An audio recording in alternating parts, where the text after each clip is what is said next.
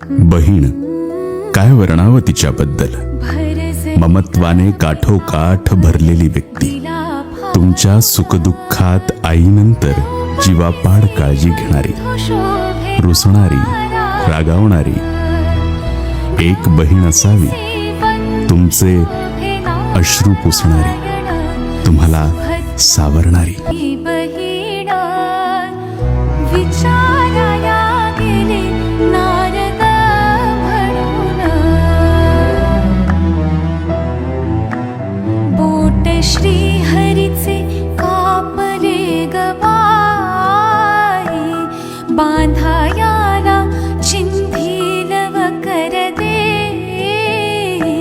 सुभद्रा बोलली,